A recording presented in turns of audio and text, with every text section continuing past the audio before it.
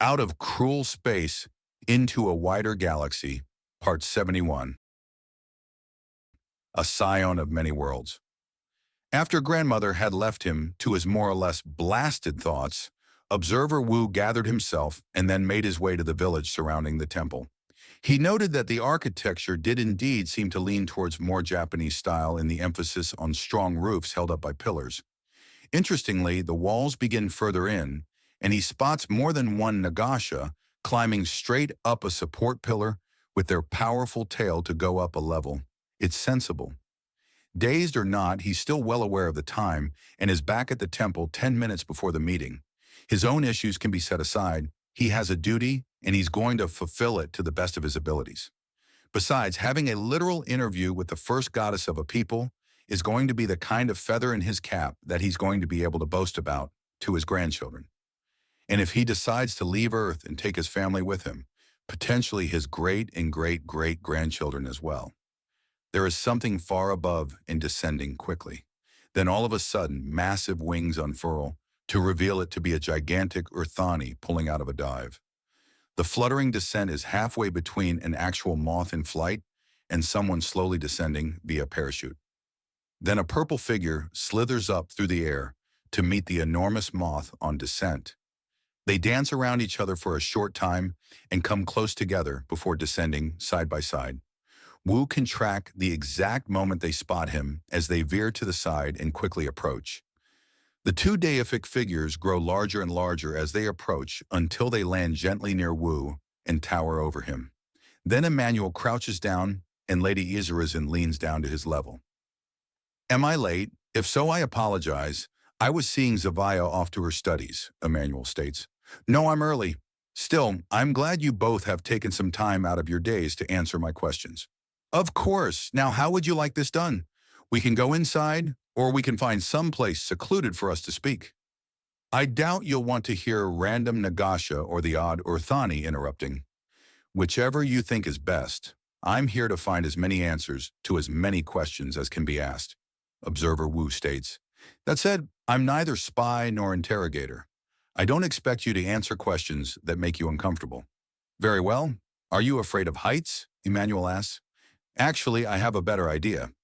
Come, the viewing waters is an Axiom artifact I used to watch my daughters from afar, watching over them all as I could, even when they schismed. I'm going to begin recording now," Observer Wu says, taking out his recorder. "I'm going to describe the room we go to and both of you physically before we begin. Will that be all right?" "Of course," Izarazin says. "I have no problem with that," Emanuel states. "Good. All right, I am in a unique room in the previously described temple. The walls are covered in watercolor paintings of numerous Nagasha in various states from farming to crafting to dancing to warfare. The floor is a smooth dark wood that has been varnished and polished to a mirror-like shine, the ceiling high and vaulted with numerous painted carvings along them. Center in this large chamber is a pool with clay lining. Within the pool are glass orbs roughly the size of a man's head. It is also filled with perfectly clear water to the brim. This pool is still and serene in the chamber, but it does reflect all three occupants, one being myself.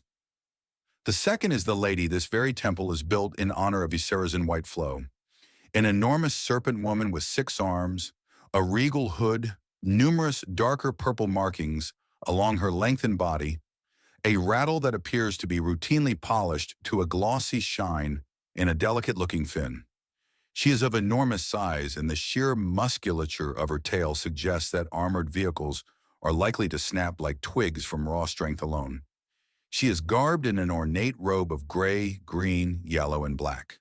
She is adorned with golden jewelry embedded with large gemstones, and while many images of her have a nearly omnipresent veil, she has chosen to go without.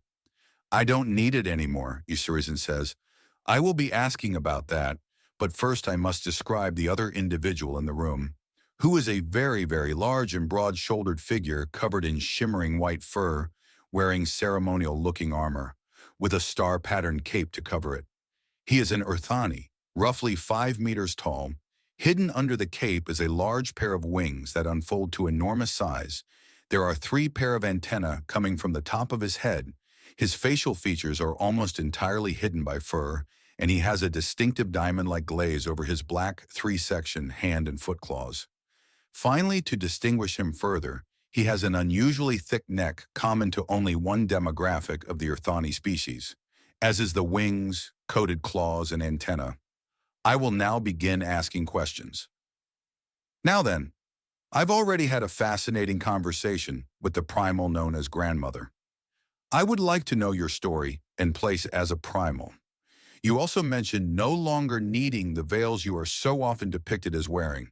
Very well, I am a Sargent White Flow, third youngest known primal in the galaxy. Jaltraki. The Redemption is the next youngest, and Emanuel here is the youngest. I was on the original colony ship The Nest when the attempt to colonize this world 1,000 years ago failed catastrophically. I was the only surviving Nagasha. Really, but there appears to be a healthy Nagasha population on Lacron. They are, each and every one, descendant to myself. However, I was a little girl when the crash occurred. The wreck of my escape pod was broken apart to make the tools I used to survive. I wasn't even 6 years old at the time. Oh, it was a full century until I was finally able to find other survivors. I had reached a point of desperation that I simply slithered off this continent and followed a star that reliably pointed east. I could follow it at night, or the path of the sun, towards it in the morning and away from it at noon. It took a full week of endless swimming, but I found another continent and found what I was looking for. People. Other survivors? The descendants of survivors. They lost the secret of eternal youth. All the doctors that knew it had died, and the files holding the information were corrupted. But they had experimented and found another method. A way to make a woman's womb quicken and give birth to a child. But the child was always identical to the mother, except my own. But the children I had, when they had children in turn, they were like themselves. A century alone is extreme. Were there any difficulties being with people again? Only at first. I was only 5 last time I spoke to someone, so my language skills were lacking. But you remembered how to talk? Not at first, but it came back faster and faster. It took only a few weeks before I was able to speak at the same level as the women around me, East Saracen states. So there is no degradation to a primal's skills, even if they're not used? They don't get out of practice or rusty? No degradation to skills. It takes time, and I was taught a trick to make it take less time. But I'm now able to remember my mother's face, even though she's been dead for over 1,000 years. Isarazen says before smiling. It was a gift from Grandmother. She knows several meditation to help improve memory, make it return quicker. It would take me minutes to recall even the barest details of my mother before. Now I know exactly what she looked like, what she sounded like, and how it felt to be held in her coils. I'm glad you're doing so well. What does it mean to you to be primal? An entire temple was built to honor you. You are regarded as a goddess. How does this affect you? The temple is simply my home. It's where I built my own house, and my daughters, granddaughters, and further descendants all added a little to things. As for my being their goddess, I am the mother of Lacron Nagasha, all of them. They've always respected me, and until the schism, it was just the way it was. I was the mother of all because I was literally the ancestor of all of them. I suppose that is worship, but it started from the way that a child might worship their parents. Then the schism. What was the schism? Observer Wu asks. The schism is what truly let me know just how different I was. I thought the rest of the world was sick with something that I hadn't caught. That aging was a disease that had somehow missed me, Isreason says before growing quiet. This is a little uncomfortable, but it's not really shameful. I don't like what happened, but it happened because I was right in the end. Help was eventually on the way. It's here now. The schism was when a collection of my daughters and their children took stock of how long I had been alive, how long I said that help was almost here, and lost all faith in me. They broke away and formed their own empire based on hating me. That's terrible. Yes, it was. However, I still loved them all. Isreason says, waving her rattle 3 times. The spheres in the pool start glowing before the surface of the water transforms into a window to see one Nagasha followed by another. I still watched over them, even as they hated me.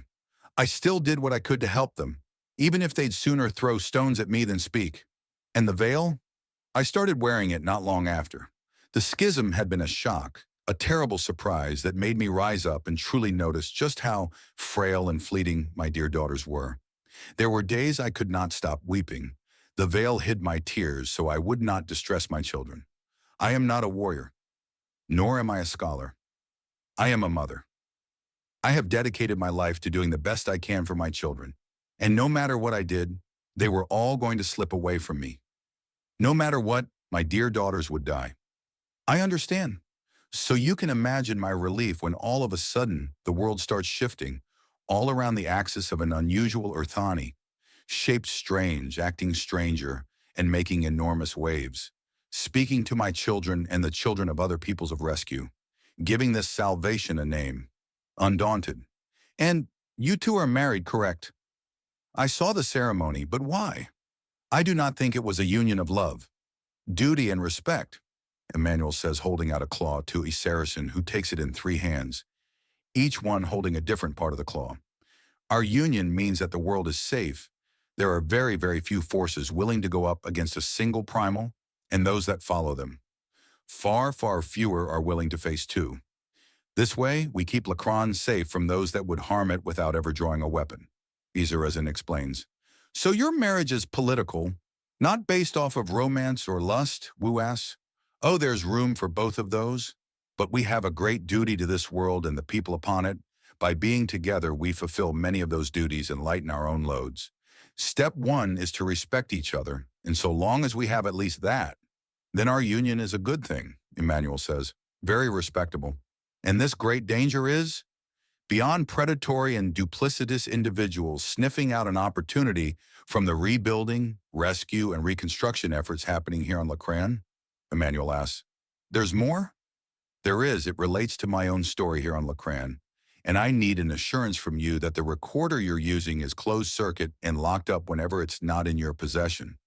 We're getting close to solving the problem, but we're still in the danger zone, and if there's an information leak, well, we may need more primals in the system to stop the armies of desperate souls doing everything to rush Lacran and damn the consequences. Emanuel says in a serious tone, and Observer Wu looks him straight in the eyes before nodding. I will inform my assistants on the inevitable to construct an appropriate lockbox using lead and tritite. Observer Wu assures him. Very well then. Let me tell you how I came to Lacran and the incredible things I have witnessed and discovered upon this world. Emanuel says before turning to Isarazen, of course, if you have more to contribute, my lady, go ahead. Isarazen says, and he nods.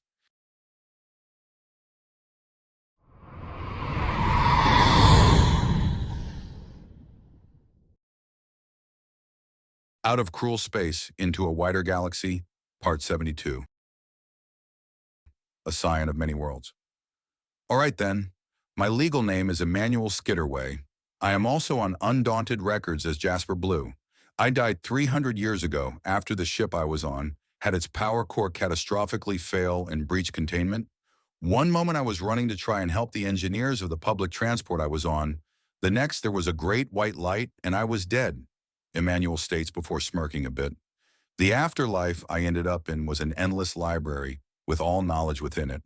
There was no hunger, no boredom, no exhaustion, and no disinterest. My thirst for knowledge was eternally sated, and I wanted for nothing. I knew peace. I knew satisfaction and fulfillment at such a level that quite literally nothing else I have ever experienced has even come close. And how do you go from dead to alive? My other half, the part of me that is Jasper Blue. You see, although I was dead, I was cloned. I knew about the clone. I'm inhabiting that clone. My mother built this body so that if I was badly hurt or crippled, there would be spare parts. So she resurrected you? In a roundabout way, but not intentionally. She used the empty body of me in an experiment as part of the process of finally ending her mourning. She was letting me go by placing the stolen mind of an undaunted soldier, Horace Blue to be specific, into this body and sending it to a failed colony world she lacked the funds or political pull to fully rescue herself. She had done what she could to restore their degrading databases and try and help from afar, but wasn't making much progress. Why wasn't help coming for Lekran? There wasn't enough political will. The galaxy is a mess politically. Everything goes to centrists to be gummed up, distorted and corrupted if they're not outright forgotten. There were numerous rescue attempts, and each time something happened. A few were crippled as embezzlers ran off with the funds. Some were attacked by pirates. A few were so bogged down in details that they never actually got anywhere. And the resources allocated for the effort were eventually reallocated elsewhere as the new crisis of the week kicked off. There are more reasons, but those three were the big reasons behind everything. So you woke up believing you were Horus Blue, a human man, in the body of an Earthani man and upon an alien world. Is this correct? I was also naked, Emanuel states. Of course. What happened? Well, I had in fact landed a month or two prior before my awakening. I was first found by the Grand Midwives, an organization that was massively influential, but had all but tied up the totality of its power keeping this world from breaking out into innumerable wars. How did they do this? Observer Wu asks. They as an organization were the only ones capable of inducing pregnancy in a woman. You see, the original crash that caused the colony to fail killed all the men as far as they knew, so they had to find a way to reproduce without men. The end result of this method is a clone with some traits exaggerated and others repressed. Unfortunately, there was also a chance of clone degradation, and it had been going on for centuries at this point. This led to serious brain drain in the population. Only a few demographics were resistant, but for entirely different reasons. One is the Nagasha due to Ysserazin more or less endlessly injecting fresh and strong blood into the mix. The other, the mountain tribes, a colony of Metak warriors. Metak are the short blue-skinned women with unusual wings, correct? The wings are incredibly enduring and capable of shape-shifting, often into weapons or into configurations that help them fly faster, Emanuel adds. Interesting. Now, before we continue, two more questions. Ask away, Emanuel states. Why would Yserazin's presence as a primal not draw in individuals to rescue or worship her? From my understanding, you are both considered living deities, and as such are drawing in multiple worshippers just by being alive. A quest or crusade to rescue one would certainly not have been out of place, to say nothing of trying to retrieve the bones of a dead one as a holy artifact, Observer Wu notes. I'm not sure about the second one. It would have been a reasonable thing to expect. But I can tell you they did believe Saracen to be lost. They have on record a long period of mourning that was partially interrupted by the birth of Jaltraki. Some old records considered him to be Saracen's second coming, showing another form of immortality beyond being absurdly hard to kill and ageless. I see. Please continue. What made the mountain clans immune to the degradation? Sheer Darwinism, to use a human term? They lived perilous lives by choice, and anyone that wasn't at least of average intelligence and physically strong did not last. Their homeland of choice is freezing cold and scarce in resources. They spend a large portion of their lives traveling the world and seeking ever greater challenges, and only those that survive, all that make it to the age where they start having children. Couple that with the Metak tendency to have twins, and their population numbers were able to endure relatively untouched by the downsides of the methods of the Grand Midwives. I see. Now back to you. You woke up with the memories of Horus Blue in an Earthani body on a planet reduced to a more primitive state. What happened? Well, first I started moving. It was the Grand Midwives that found me first, and they were in the process of making multiple plans for me. But it was interrupted by a Metak adventurer, Magrika the Massive, trying to claim the prize. I had been out cold long enough for news of a heaven-sent treasure within a crystal case to spread. Magrika was merely the first to seek me out. She got into a fight as I was waking up and hearing it. I moved as quickly as I could to try and escape where I was, which was a temple balcony that had been temporarily boarded over to hide the pod I had been sleeping in. It didn't take long for Magrika to reach my chamber and then pursue after me. A bit of negotiation on her part, and she agreed to help me. After all, by her own reckoning, she was talking the treasure into following her out and was getting a hell of a story out of it. A win in her book. And how did this lead you to a position where you could effect a rescue? 2 more points before we get there. With Magrika as a guide, I was introduced to the local Earthany population. The elder of the village I was brought to help me decipher part of what I was, making it clear that I was not Horus, so she officially helped me rechristen myself as Jasper. Secondly was that on the way to the second main location, Magrica and I ran into a small group of water Arumenta who had resorted to banditry to try and feed themselves. I bested them in combat and pressed them into my service. At this point, I knew for a fact I was being hunted by the Grand Midwives and that I would need backup in some form, and while Magrica is powerful, more was needed. I understand. So you were recruiting as you went? I was. It started with 6, but it grew quickly after I reached the Aridus Valley, my destination. And it was your destination because the Star Seeker Order rules the Aridus Valley. They're scholars and astrologists who were trying to regain and preserve knowledge. If anyone knew any way at all to contact the Undaunted, it would have been them. And they did? They did, but first I had to get past the warriors that the Grand Midwives had sent to stop me. The Midwives were no fools. They knew that massive wars would break out the moment that they stopped having control of reproduction. If men became a common thing upon the world again, then the nations would be at one another's throats and mass death would follow. So the knights they sent were under orders to capture me if they could and kill me if they could not. Better to have no men at all than to have mass war in their minds. But what happened instead? I pressed my opponent so hard, the paladin Lady Aelure, to try and kill me. The method she used backfired. You see, she was familiar with the area and knew about a great danger that used to be used in the Starseekers' now withered martial branch. Their leaders used to be chosen by the test of the Dark Mirror, a terrible axiom artifact that traps anyone that looks into it inside itself and keeps them there until either they or their reflection kills the other. Couple that with the reflection being unfailingly and unrelentingly hostile, it was long out of use due to all the lives it claimed. But you survived. Barely. And to do it, I had to recreate a mindset in myself. If you've seen the most recent galactic scale announcement I have made, you've heard what I had to say. I said in that announcement that I used it twice. Facing the Dark Mirror was the first. And what happened after you emerged from the Dark Mirror? Observer Wu prompts him. Things changed pretty quickly. It was determined that continuing to attack me was unwise, so Lady Aelure tried to use diplomacy to force the Star Seekers to hand me over. But they wanted to hear my side of the story first. Long story short, I was able to talk them around to helping me in an axiom ritual to try and contact the Undaunted. It not only worked, but it turns out that Horus was ready on his side. He and the others knew about the theft of his mental imprint and had been preparing in case he got sudden contact to someone claiming to be him.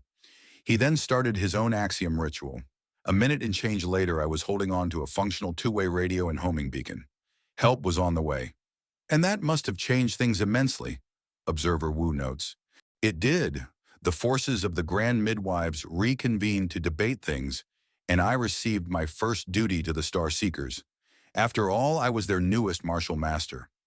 My duty to them was to protect their home and borders, and there was an entire bandit clan forming on its edges, attacking pilgrims to their academies of learning. And you dealt with them, I take it? Yes, but not in the way anyone expected. You see, these bandits were forced into their position due to the political machinations of the Empire of Miru. Essentially, a drafted company of undesirables were being vilified and sacrificed to blood, a much more valued company. My answer was to recruit the bandits, protect them, and see about giving them actual training and supplies. I made them into the martial branch of the Star Seekers. Of course, this didn't go without pissing off a lot of people. To say the least, the more valuable company I faced off against and killed a large amount of to protect the forced bandits. This prompted a champion of Miru to face me. And in this context, champions are? Observer Wu asks. Due to axiom, individuals can at times be more valuable than large forces. Champions are those individuals. I count as a champion of the Star Seekers. I did then, I still do now. The champion Miru sent was of the August Order, an order of knights who take matters of honor and integrity more seriously than their own lives. The August Lady Clarity was a brutal fight. She openly challenged me and stacked the deck in her favor brilliantly. I had to learn and improve as I fought to best her. Observer Wu gestures for more, getting into the story despite his desire to remain professionally distant. Well, what she did is she had loyal water Arumenta retainers surrounding the valley and adding moisture to the air. At her signal, they forced more and a huge amount of axiom into the air, making it rain in sheets. A bit of context to this move. Orthani antenna can perceive electromagnetic radiation. This lets us track things all around us, but it's blocked by water. Even high humidity can blur it. Outright rain not only blinds my antenna, but it distracts me.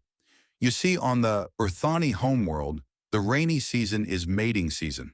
So the rains come down and I get a little distracted. It also washed away all smells, blurred sound, and Lady Clarity then channeled her natural abilities as a light aeromenta to blind me. So in a fight against someone, while blinded, deafened, distracted, and possibly numbed due to your fur keeping the cold rain against you, you no doubt lost, right? She would have killed me. She was swinging around a 200-kilo ball mace like a cheerleader baton. No, I won, and I won the same way I did in the Dark Mirror. I became stronger during the fight. I grew and adapted. I learned how to sense gaps in the axiom, how to see the places where the flow of energy was completely different. Then she stood out like a flare in the dark of night. The fight turned to my favor. Orthany claws don't slip as much in slick mud as armored boots. I put her off balance, shredded part of her armor, and put her at my mercy, then demanded her surrender. Dramatic. Yes, what I didn't know is that as a member of the August Order, I was effectively taking her loyalty away from Miru and towards myself by demanding that surrender. I still have it, Emanuel states. Now There's a sudden ringing sound from Observer Wu, who nearly jumps. Pardon me a moment. That specific tone means I can't ignore this, Observer Wu says, rising up from where he was sitting and taking a few steps away and turning. Yes, I'm currently interviewing two potentially literal gods here. Sir, this is about Chafik. A pirate crew has declared him their husband. What? Observer Wu states in disbelief. A crew of alien women, on a wooden sail pirate ship, have kidnapped Lieutenant Commander Chafik Shokor of your personal guard to marry him. What? Observer Wu demands. I know, sir. Surely you can handle a bunch of pirates out of the Age of Sail. We can, sir. We're just making sure you're aware of this absolute weirdness before it boils over into something more. We have the ship in sight and are about to down it. Oh, sweet ancestors. This is insane. Yes, sir.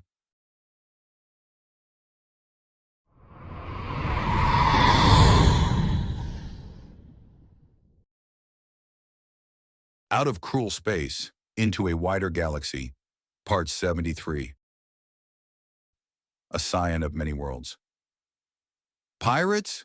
Emanuel asks as he shares a glance with Isarazen. Are you sure?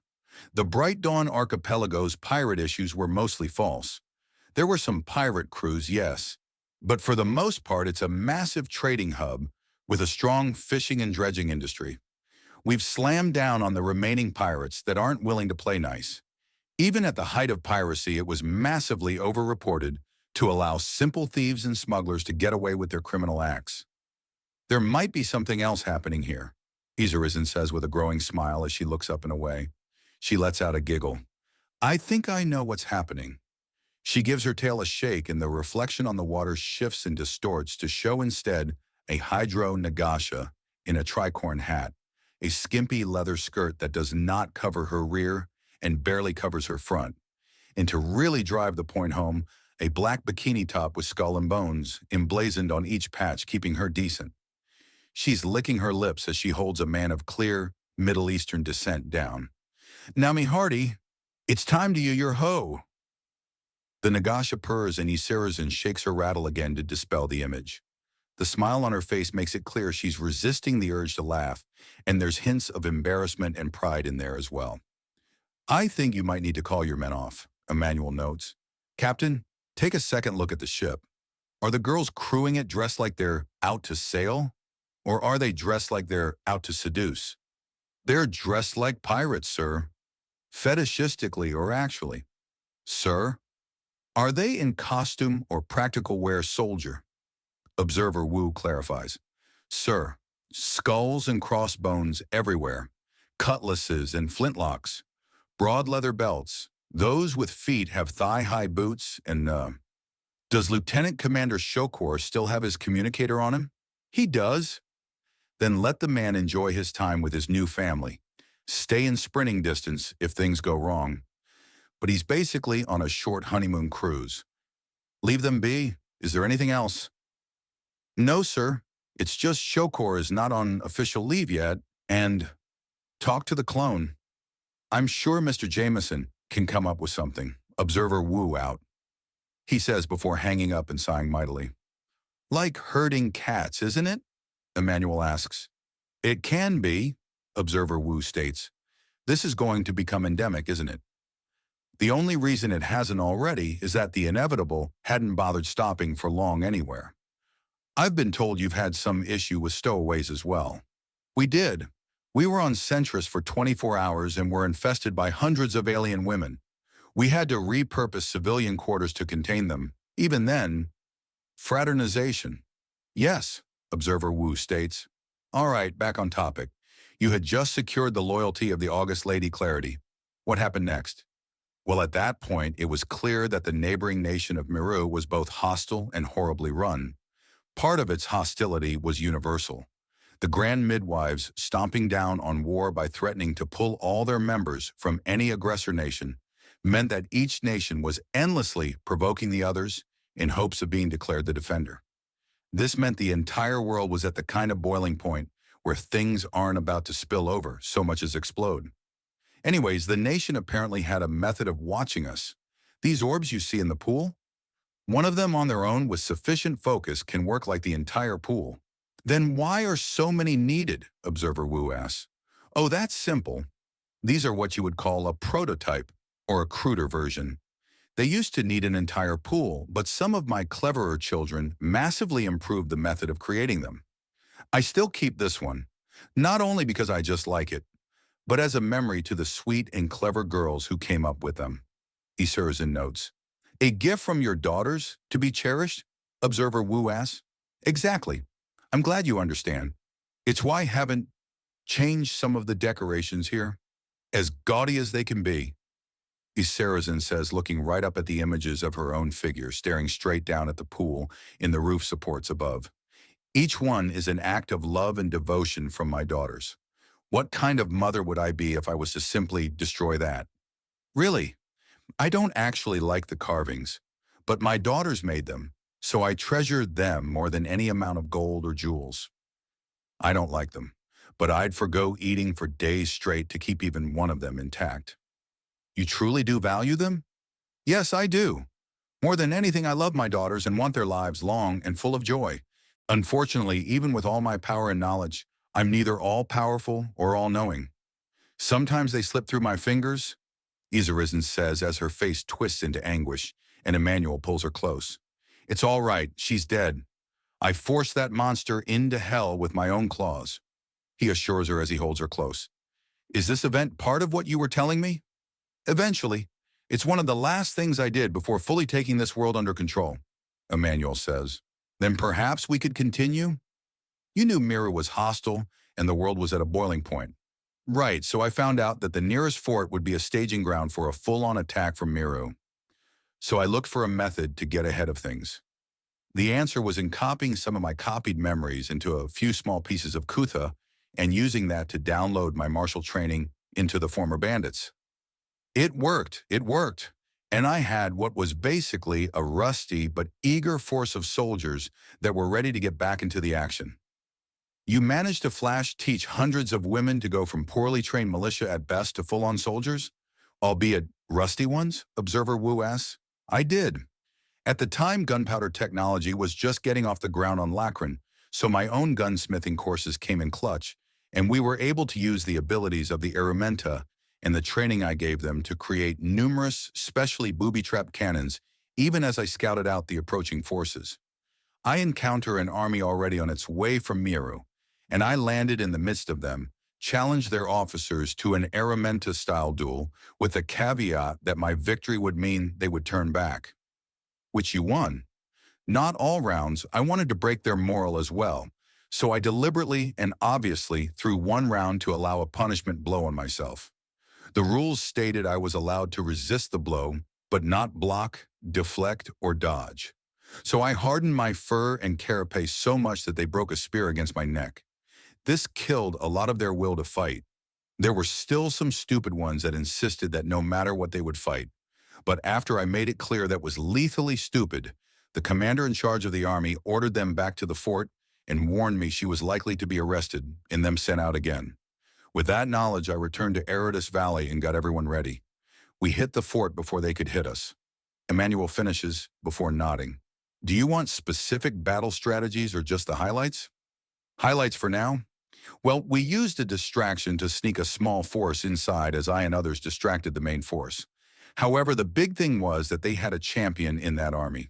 Terry, an Earth Aramenta often thought of as impertinent due to her rising up to the rank of champion despite not being nobility, which was exclusively light Aramenta at the time. She gave me a hell of a fight, and it was a hell of a distraction as my girls infiltrated the fort and took it. Inside were a great number of supplies and maps, but most importantly a communication orb. There were effects that allowed the Queen of Meru to order her troops grandly from any position, which was when I met the girl who would become my daughter. Queen Zavaya, the spoiled brat dancing to the tune of a manipulator she wasn't even aware of. Huh, and how did you take over Meru? Were there protracted battles?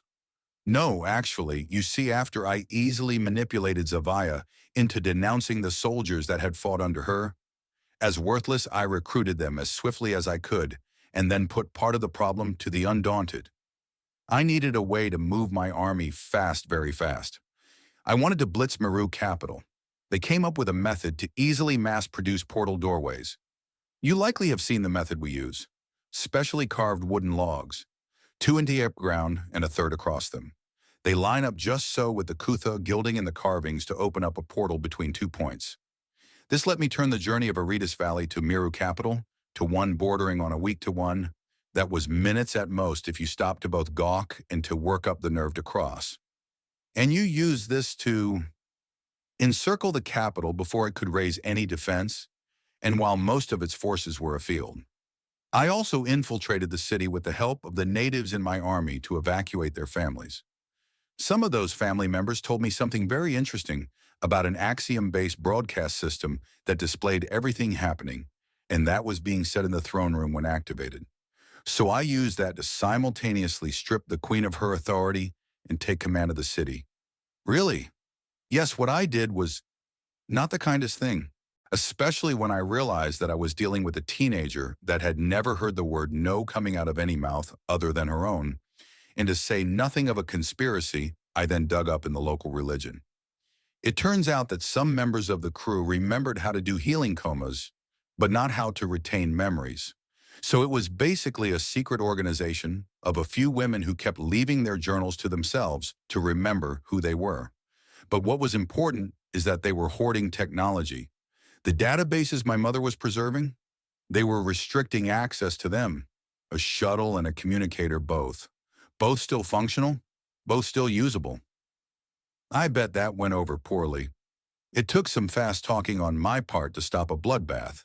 Emanuel admits, I ended up repurposing the shuttle and the recently rejuvenated, and therefore erased, heads of the organization into a mobile hospital. Then I began looking towards diplomacy. Meru was under my control and facing a famine due to diplomatic issues, which was now a mess to sort out. So I started sorting it. One of the issues with the food was caused due to the damming of a major river, which I took care of. Following that, I opened negotiations and managed to trade metals for food. Then came a call for help, and this is where the story begins to go to unusual places. Oh, so it's now that we're doing odd things? Not when you woke up on an alien world in an alien body as the holy relic of an order of religious midwives, and then ran off with an adventurer to end up joining and heading the branch of a prestigious organization the same day you encountered it. Or when you turned a ragtag band of bandits into an organized army and conquered an entire kingdom by crossing a continent and besieging a city in a single night, followed by your discovering and then dismantling an ancient conspiracy. This is where it gets odd. Yes, this is the point in the story where what I've done goes from exceptional to rewriting galactic physics theology, and the basic understanding people have of basic concepts. From this point on is the actually dangerous stuff in the story that you need to lock up that recorder when it's not on you about. Is this the point you supposedly came back from the dead? Yes, it's not much of a secret, because it's unconfirmed religious blabbering surrounding a primal. People blow it off when it's something like that. Actively recording it happening in a timeline gives it more validity, and the more validity it has, the more danger Lachlan is in. Because as far as we know, the circumstances around it are nearly unique. And the possibility of bringing people back to life will bring everyone to this world. And they will push out the locals by any means necessary to get their hands on that kind of power and ability. So I hide it in my own legend. That won't last forever. It doesn't have to. We're working hard and fast to figure out the hows and whys, and we have most of it figured out. We just the last few pieces to fall into place. After that, this place won't be a medical hotspot but a historic curiosity, more tourist trap, and less screamingly vital resource to be exploited. And what are you missing? How and why does an ancient astral Hargath repel the younger members of its species? Once we figure that out, resurrection is possible anywhere. Within reason, you can't force a soul out of the afterlife, and generally the afterlife is such a nice place to be that it needs to be some pretty unusual circumstances to leave it. So you're saying that even if resurrection becomes widely possible, it won't be widely used because the afterlife is real, and the afterlife of good people is a reward few people in their right mind would ever leave. What about the people being punished? They can't get out intact, not as they are. It's very metaphysical, but if you put a murderer into an afterlife for murderers, they don't come back out as murderers. They can't. So long as they're still a monster, they won't fit.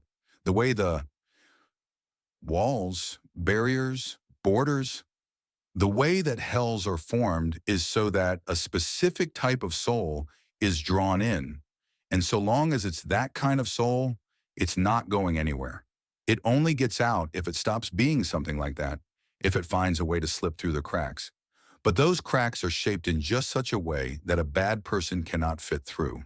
It's a cross between a blast furnace burning away impurities, an extruding machine forcing things out of a former shape, and a big magnet all at once, just drawing in what it feeds on and processes while letting go of what's already been processed. But it's more than that. It all operates on will to, and Emanuel explains before trailing off and letting out chiming sounds and random clicks with his proboscis. Yea, there are no words in any language I know that sums it up properly. Even that long-winded explanation falls horribly short and is only accurate in the broadest of broad terms. Is the resurrection of evil people possible? Yes, but only with the understanding that everything is possible somehow. I don't know how, though. Maybe if the dimensional wall itself was damaged, but that might release an enormous amount of other direction energy, and who knows what will happen then. Izareason snaps her fingers in front of his face to bring him back to the here and now. Oh, sorry, I got lost in thought. Considering that the topic is weighty enough that literally thousands of years of debate have gone into it on Earth alone, let alone the rest of the galaxy, I think that can be excused, Observer Wu notes. But just to be clear, this is the point where the story gets strange? Yes. Oh dear. Sorry.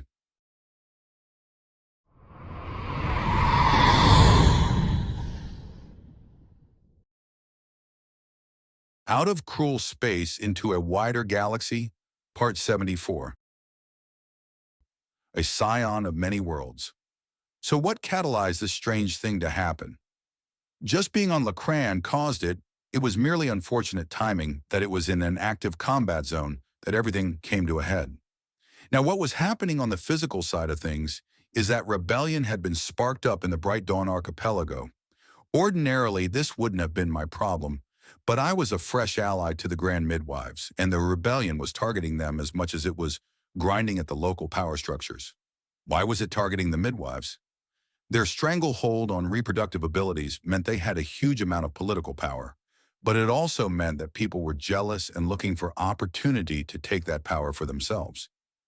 It's why they allied with me. Short of dying, anything and everything I did can and would shift that power enormously. Also, you had impregnated Magrica at that point, Esterson notes. Yes, I was keeping personal details out. Is it really a personal detail when the midwives refused point-blank to kill an unborn child, and the slim chance the child was male meant they had to make sure you were on their side? Esterson prods. Yes, but keeping up a score of how many times I got laid and how successfully in the middle of an official report to an official observer is crass. Still important, Esterson teases, and Emanuel coughs into his claw to regain his composure a little. Is there anything else you left out for the sake of propriety? Observer Wu asks, or the sake of personal details. At this point, I had more or less officially adopted Zevaya, and after being annoyed in the Goldlands due to several of their politicians not dealing in good faith, I overpaid while letting them know I knew it was a con, and making sure the one helpful person was compensated far, far more than expected. She was nightmarishly short-sighted, a family trait, but they hadn't developed glasses technology. I not only made the woman a pair, but gave her a book on how to make more. Now they're referring to it as one of my first miracles. It's annoying, but understandable. Beyond that for details is just small things, which I had noticed but not consciously. A pattern that spoke not of being Horus, but something else.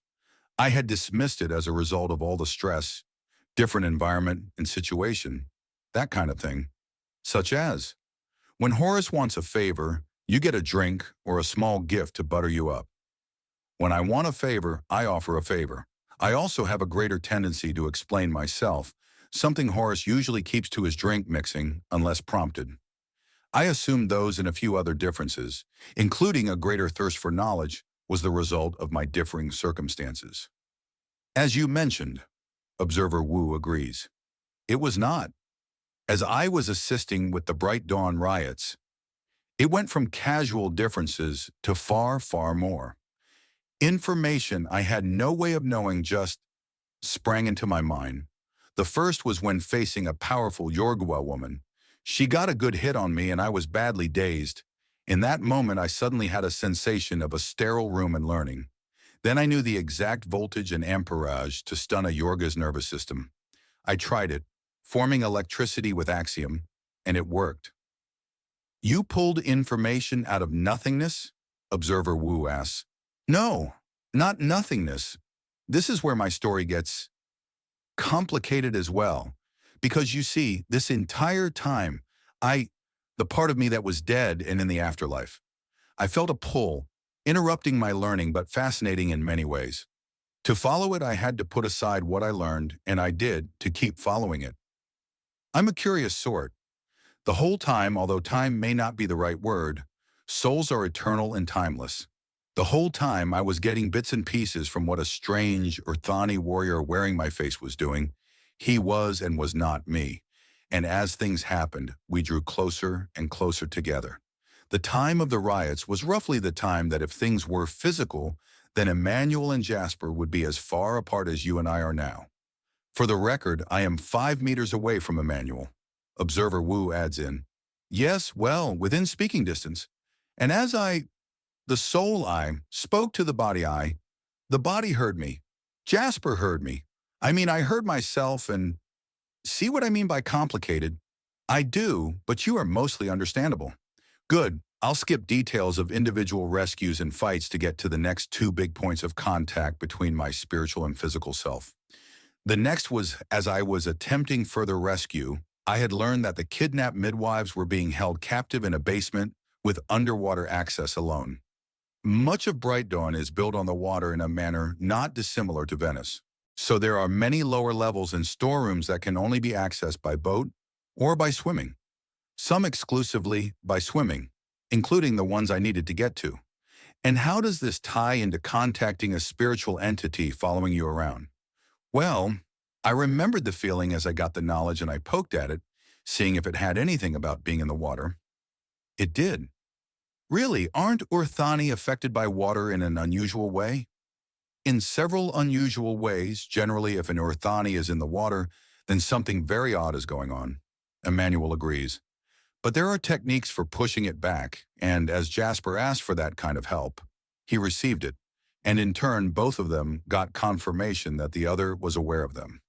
And the third incident of contact, after the successful rescue of the midwives near the water, Jasper, sorry, I always confuse myself a bit when I speak about this subject. This language and all others I know aren't really designed to speak about two separate first-person perspectives simultaneously. I understand, take your time. Clarity before speed, Observer Wu prompts him. Thank you.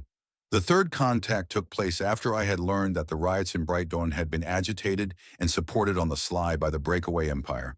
They have a spy division, and it was interested in acquiring and remaking lost technology. If I had encountered them before the Star Seekers, I likely would have joined them as they already had access to lasers and communicators, mostly through preservation, but they were doing a good job repairing things. But they were enemies. At the time, so much so that I was introduced to them when I ate a laser shot through my stomach and barely missing my spine. Really? Yes, thankfully I wasn't alone at the time, and as I took that shot and my ally from the Grand Midwives was a Cloud Nagasha, who kept the infiltrator sent by the breakaway empire busy. A Fosa woman. I used Axiom to heal myself and got up. Then she put me down again with a sonic scream. That should have been the end of it. I was unconscious due to a concussion in front of an enemy with lethal weapons who had already gone for a kill shot. That should have been it. And yet, Observer Wu prompts, I, as Emanuel, woke up myself as Jasper. Well before the Fosa was ready. The fight wasn't easy, but with her hidden trick revealed, she was taken apart. Emanuel states before looking into the distance. After that, getting control of the hidden technology cache was secondary to me. I gave it to the midwives as a gesture of goodwill. It had no weapons and as such was just a really fast and hard to damage bus in my mind. Useful as an APC maybe, but that was it. I had other concerns. So despite the fact that the fighting hadn't fully died down, I took a moment to myself and meditated.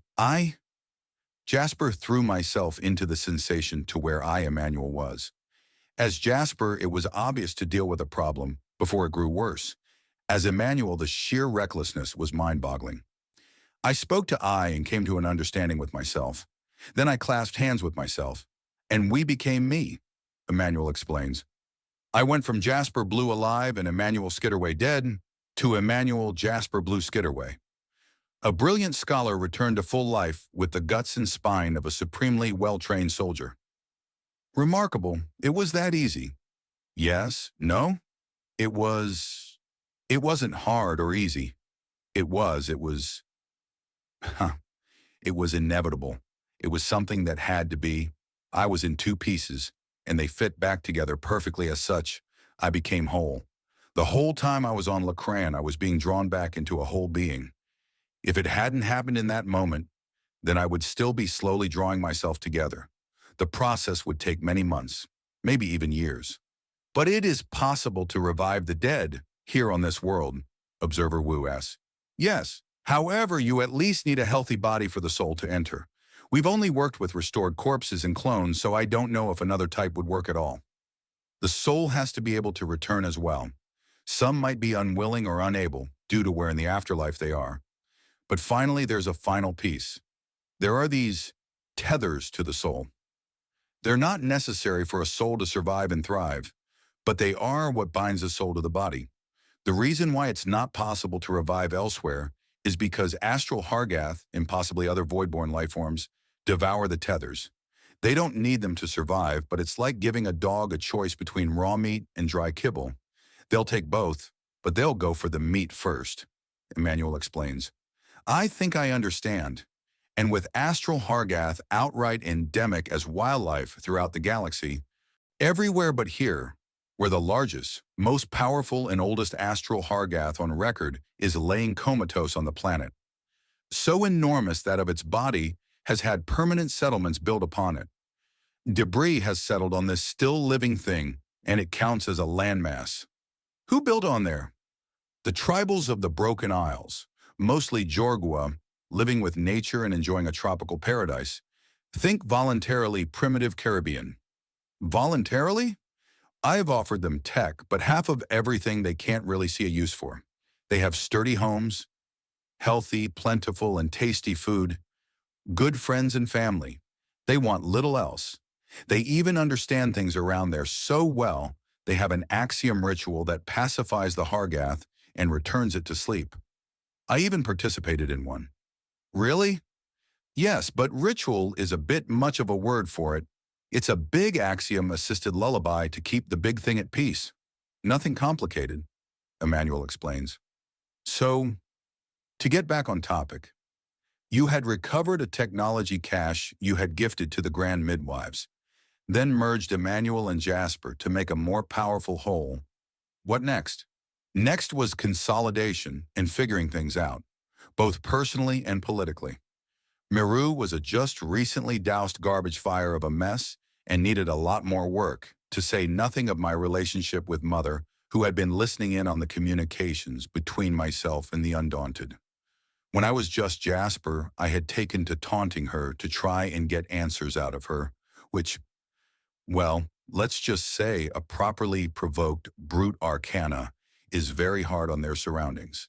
And scholar or not, Mother is in fine physical health and more than capable of treating sheet metal like tinfoil, and that's without axiom assistance. Oh, goodness! However, speaking to her in all the languages she taught me using the little proverbs and saying I was raised on, that was something else entirely. Something powerful enough that she more or less dropped what she was working on and came running. But the galaxy is a big place, and she would be arriving only a short while ahead of Undaunted assistance. So I was still stuck using local resources, and I used them. I went out and contacted the Greenstone Alliance to settle down the aggression and found the nation under the grips of the same cult conspiracy that had been controlling Zavaya. Their remaining elements had brainwashed the local population into abandoning everything from the past. There were 3 in total, and I killed 2 before getting the last to surrender. Unfortunately, this meant that I now had 2 countries staring down a famine, and the third that produced the most food only had enough for 1. So I needed another source. But I did have control of a country with rich metal deposits, and I used some of the metal to create a large number of well-made weapons that I used as my payment to hire the mountain clans with Magrica vouching for me. Hired them to do what? Hunt giant monsters and drop them off for the people of Greenstone to eat. Of course, the clans have their own traditions that demanded respect, so I had to be able to hunt with them and prove it by helping them take down one of each type of prey I was pointing them towards, during which an inedible type of megafauna attacked me, and after I took it down with Magrice's help, I earned their respect if I didn't have it already. And once you secured a food supply for Greenstone, I started making inroads to the independent cities and learning about the realms beyond on the other inhabited continent. There were 4 forces on it: the Serpent Empire, the Breakaway Empire, the Fierce Feather Tribes, and the now destroyed Slaver Empire. Destroyed. Destroyed. Did you destroy it? Yes, but only just as reinforcements started arriving, Emanuel states. I see, and really, Observer Wu demands as his communicator starts going off again. Excuse me. By all means. This is Wu. What now? Being stalked by unarmed civilians? Just tell them you're not on break yet and they have to wait. He orders before turning off the communicator. Sorry about that. It's all right.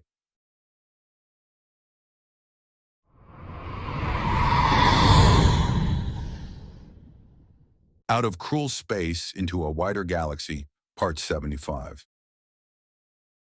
A scion of many worlds. All right, to get back on track, I think I'm going to start summarizing more so I can get to the juicier bits. Rip the Band-Aid off, as it were, Emanuel states. I was working to keep things together as I decided to deal with the Breakaway Empire.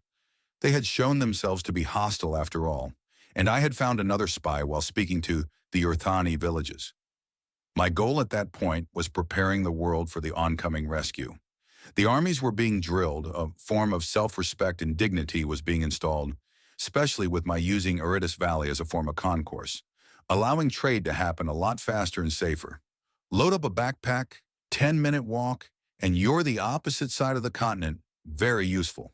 I knew I had to deal with the Breakaway Empire, though.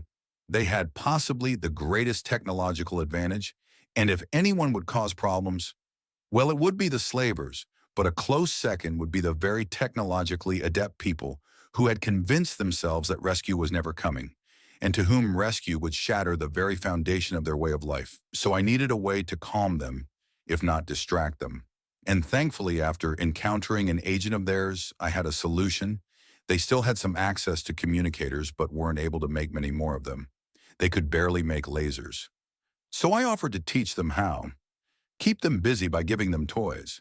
Of course, there was a limit to the stupidity on the world, generational brain drain or not. And their secret service, the Defiers, were well aware of what I was doing. But they had concluded that if I was right, they ultimately benefited after a short period of chaos. If I was wrong, I had still given them a massive gift, and they were used to disappointment. Either way, they came out the better for it. So they were going to let me bribe an entire nation into distraction and passivity. Just like that, I got my foot in the door by challenging their gladiatorial arena with a small and elite force. Think old Roman times, dangerous animals, non-lethal combat, and in the end, two champions facing each other.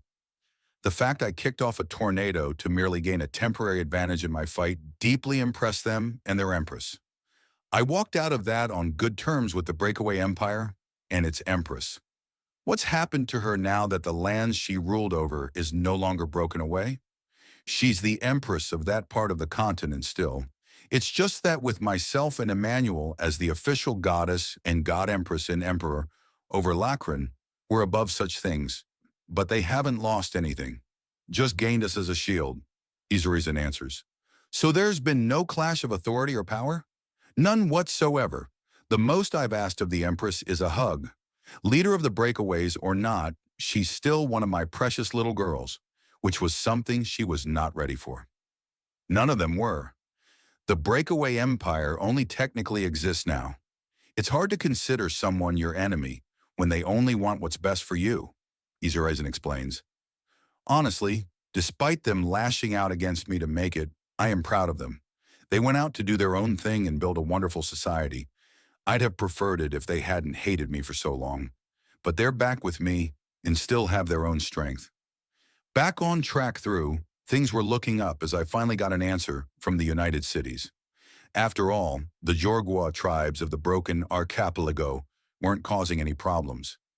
I had left a communicator with one of Izarizan's daughters so that when she started looking into me, she would be able to get into contact with me at any time. She took it, and during the tournament, she used it to contact me, Emanuel explains. It was a relief to hear from him, to hear how he was already healing the world, helping my children and making things a better place. It was obvious and wise to place my strength with his, Izarizan says before smiling at him. Not to mention, I'm curious as to how my next few children will turn out. After all, there's a chance of boys now, chance of Earthani, chance of other beings as well, with how sometimes the odds play things long. Have primals, bred before? Observer Wu asks. Yes, but it was Nagasha primals only then, or rather still, Emanuel says before trailing off. Izarizan just smiles at him. Still awkward around Uncle Love? Izarizan asks. I did not need a 5-hour lecture on all the ways a primal Nagasha woman can be pleasured by that pink menace. Who? Quasathus, the firstborn male primal. He decided that if was going to be a god, he would be the god of love and beauty and he has lived up to it. Also, the man is bright red, scarlet, and pink. It's embarrassing to be around him. He's just so, Emanuel says. He's nice. He just wants you and me to be happy and for us to be happy together. He offered Emanuel advice after the wedding, and I didn't know that Earthani made those kinds of sounds when embarrassed. It was funny. Anyways, to get back on track, I managed to get an audience with a representative of the United Cities. At this point, I was just bargaining for them to calm down for a few weeks and not make any attacks on anyone while the situation was changing. They asked me to take care of a pirate ship, the Broken Soul, and they would do so. This is where things get wilder. In compared to the current stability of the story or compared to the entire story, Observer Wu asks. Both, Emanuel states. Oh dear. It starts with me gathering a small elite force to hunt the ship by tracking its likely area, and my all but slamming into an island that I could not perceive. I could touch it, but I couldn't see it, hear it, or anything. But everyone with me could. The island was hidden specifically from someone like me. This was intriguing, and I carefully followed my team as I could see them as they explored. Then, as I was reading the journal of someone who had hidden the island from a shadow that had done something terrible to them, there was a scream. She was still alive, because the shadow, the entity in control of the Broken Soul pirates, had forced them to keep living no matter what. How? You know the tethers I mentioned? Part of the soul? Yes. They were tied up in a knot, stopping them from unraveling and binding the soul to the body despite her being long dead, Emanuel says before sighing. She was understandably frantic and terrified when I approached. She could sense my being someone who had touched the afterlives, and it terrified her. She thought I was the Shadow's newest stolen body. Stolen body? Yes, it turns out that the Broken Soul had been plaguing the city-states for a long time. Generations, in fact. And the Fosa woman we recovered, and then healed, was a victim they had made an example out of. You healed this woman? Yes. How injured was she? She was a still, animate corpse, long desiccated, Emanuel says, and Observer Wu's eyes scrunched shut. And is this why I have seen a video of you with a mummy in your arms, suddenly burst with light and set her down as a black-furred, rabbit-eared woman with glowing yellow markings? That's Banshee, she's a Fosa. Banshee? She wasn't able to remember her old name at the time, so I gave her a nickname based on how she intended to get her revenge, which was screaming her tormentor to pieces. You do realize that bringing back the tortured dead to full life and renaming names so they may aid in the hunt of their greatest foe is the sort of thing that religions start around, right? Observer Wu asks incredulously. Well, I know that now. It gets better, Eserzen adds. It does. I managed to find one of their bases and started getting on the trail thanks to Banshee. It led into the Broken Islands past where the Jorgwa tribes were, and I made contact with them while in the area to get information. This is when I was invited to witness the ritual that calmed the astral Hargath. By this point, we had more or less concluded that the Broken Soul was tied to the Slaver Empire, so the question was getting it before it got there. We did find it, but the shadow was not what I was expecting. How so? They were a survivor of the nest crash. They had tapped into the energy of the other direction, as I call it, and were prolonging their life by stealing bodies, enslaving people, by disjointing their souls from their bodies and leaving them to hang. It was horrifying. Fighting them was a nightmare, but only I could do it, as anyone that got too close had their soul torn at by the shadow. I could only just barely hold them off, and I had to resort to using Null to pull out a win, and it left me badly weakened. So even then you could survive Null exposure? Could you go to Earth? Possibly, I don't know for sure. Null, while survivable in short bursts, is still very unpleasant, Emanuel admits. Now, as for the Broken Soul, it was destroyed in the altercation, with its entire crew revealed to be nothing more than puppets for the Shadow. I did kill her, but her body-snatching techniques meant that she had another in reserve, and I got a glimpse of it as the outermost and most powerful of the slaver cities. Alibor, but first was helping the rescued slaves out of what the Shadow had done to them. They were called the Forgotten at the time. It was delicate work, but it was possible. I called a favor in from Eserzen to, I told you then, and I remind you now, you saved my daughters. Sheltering and healing the girls who suffered beside my little girls is not a burden, it's a duty and privilege to help them, Eserzen explains. Right. Well, after I realized that the Shadow was someone high-ranking to the Slaver Empire, I rallied every force I could muster. I then set up a portal nearby Alibor, and over the course of a single night, I had my Erumenta forces raise a massive wall around it to block them in. While the people were distracted, I and my infiltrators pulled out every slave and Forgotten we could and started healing them as everyone grew distracted.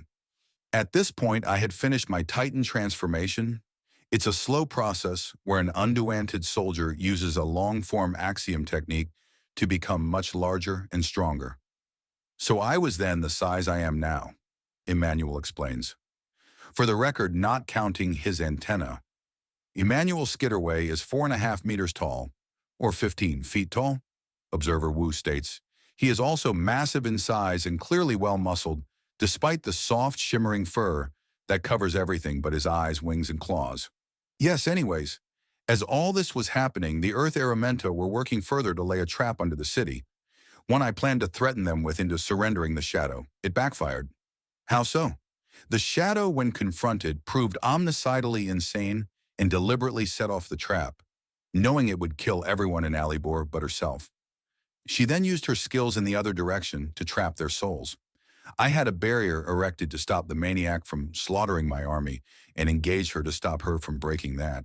But things had escalated grossly, but time was on my side, because at this point, undaunted reinforcements and my mother were in long-distance teleportation range, and they arrived and brought in the kind of firepower that's rated against entire fleets.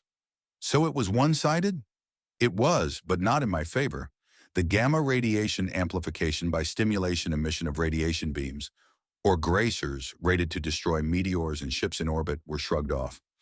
An omnicide fighter drone was deployed and proved at most a nuisance.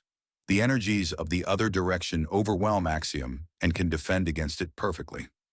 The Shadow used the screaming, tortured souls of their own people as protection and weapon against me, breaking dimensional barriers and repurposing any attack being sent against it. I was able to occasionally assist by providing a visible target that could infuse an attack with other direction energies to shear the tethers of some of its souls with each attack. These attacks include hypersonic rail rounds, endless laser, masser and gracer bombardment, and numerous exotic axiom techniques up to, and including black hole manifestations. The last one in that list it really wanted to use against me and tried to force me into it, which is when you started to become shiny.